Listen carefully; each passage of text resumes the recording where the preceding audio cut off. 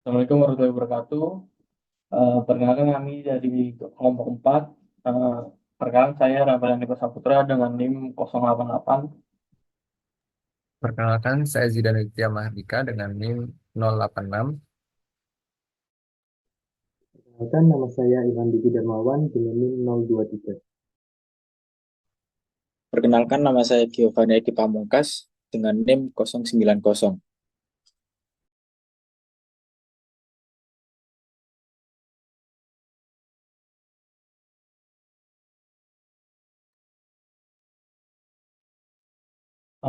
Pada kesempatan kali ini kelompok kami membahas tentang artificial intelligence di dalam politik. Untuk poin-poin yang akan kita bahas pada presentasi kali ini, yang pertama adalah pengantar AI dalam politik. Yang kedua ada latar belakang kasus yang mengenai AI di dalam politik.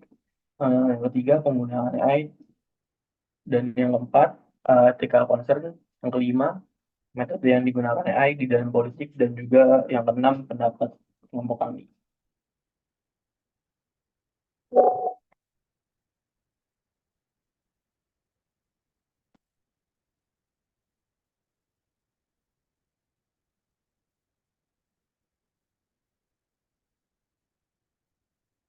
Eh, yang pertama kami akan membahas tentang AI dalam politik. Eh, yang seperti yang kita ketahui, tahun 2024 merupakan tahun pertama pemilu diadakan berbarengan dengan berkembangnya teknologi artificial intelligence, di mana AI merevolusi berbagai sektor, tidak hanya di bidang politik. Di dalam bidang politik, AI dimanfaatkan untuk meningkatkan proses politik, meningkatkan tata kelola, dan juga mengoptimalkan pengambilan keputusan.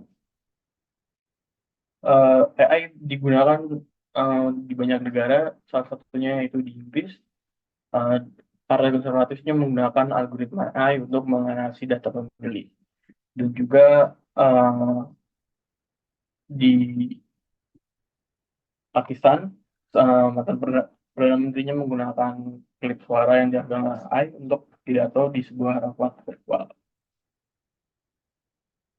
Uh, Penggunaan AI dalam politik yang pertama yaitu AI digunakan untuk menganalisis data, mengolah data besar, dan juga mengidentifikasi tren pola yang relevan dengan politik.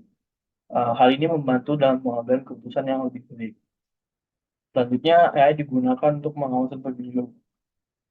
Nah, di sini AI digunakan untuk mendeteksi kecurangan pemilu seperti undian ganda atau manipulasi suara. Yang ketiga, AI juga digunakan untuk memprediksi dan menganalisis tren politik. Uh, AI juga digunakan untuk memprediksi perilaku pemilih, menganalisis sentimen politik, dan juga membantu merancang strategi kampanye yang efektif. Keempat, AI digunakan untuk kampanye. AI dapat digunakan untuk menyampaikan pesan yang disesuaikan untuk kelompok pemilih berdasarkan demografi peminat dan juga isu yang relevan, dan juga meningkatkan integritas pemilih dan memahami preferensi pemilih.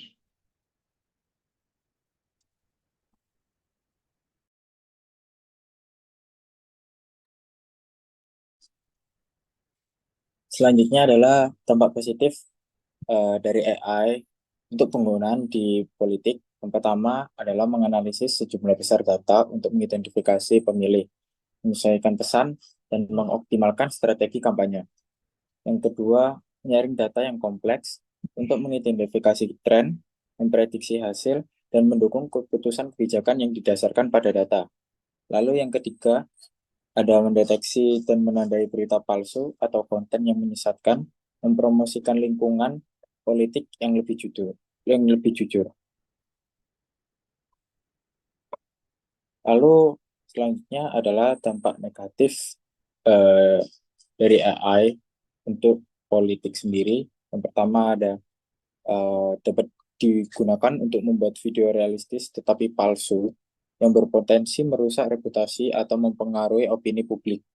Lalu yang kedua, ada ketergantungan yang berlebihan pada AI untuk pengambilan keputusan dapat merusak proses demokratis dan kepercayaan publik.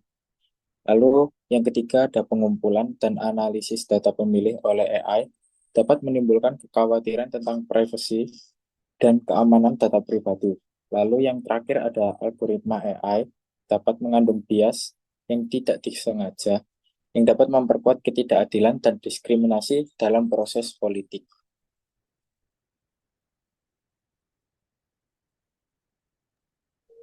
Oke, untuk selanjutnya dibahas tentang latar belakang penggunaan AI, secara etika juga, serta metode yang digunakan dalam AI tersebut.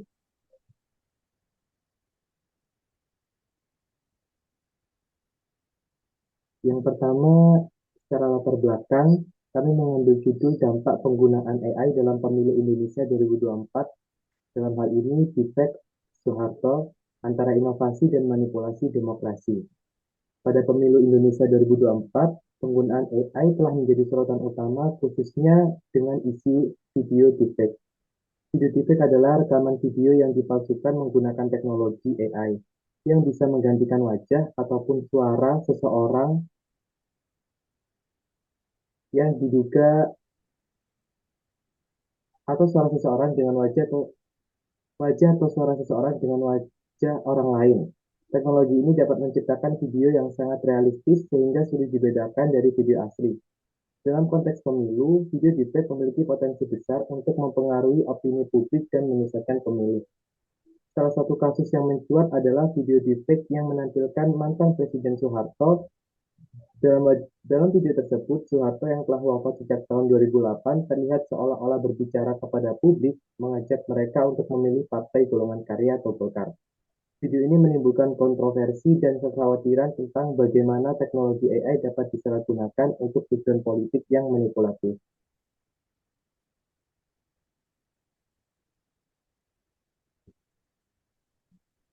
Untuk penggunaan AI sendiri dibuat oleh video deepfake yang memungkinkan penciptaan video di mana wajah Soeharto dipadukan dengan tubuh dan gerakan seseorang yang masih hidup, serta suaranya yang dihasilkan atau dimodifikasi sedemikian rupa sehingga terdengar asli.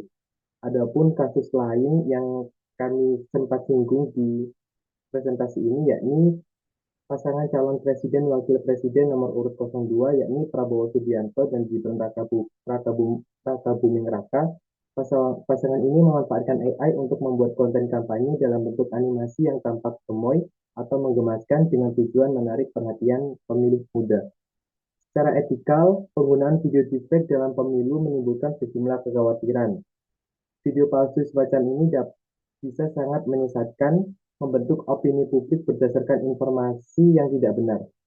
Hal ini bisa merusak integritas pemilu dan mengaburkan perbedaan antara fakta dan fiksi.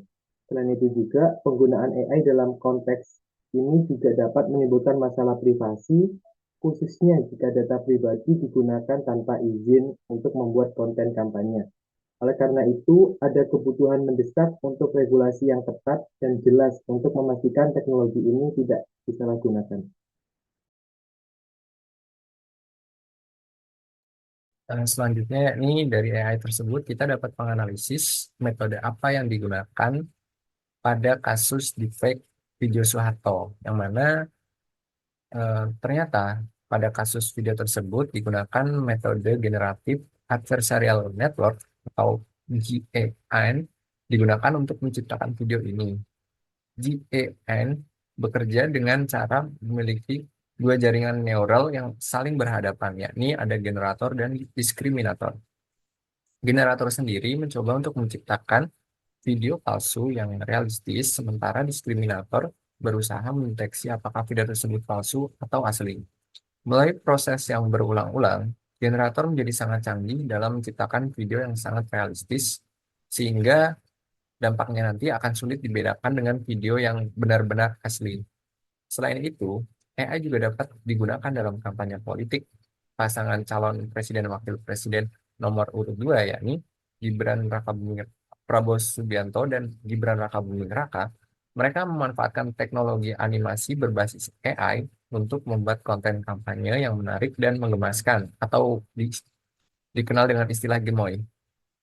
Teknik teknik animasi AI ini memungkinkan penciptaan gambar dan video yang tidak hanya menarik secara visual, tetapi juga mampu berinteraksi dengan pemilih melalui media sosial. Teknologi ini pula mencakup penggunaan algoritma untuk menganalisis preferensi visual dan menciptakan animasi yang sesuai dengan selera audiens target.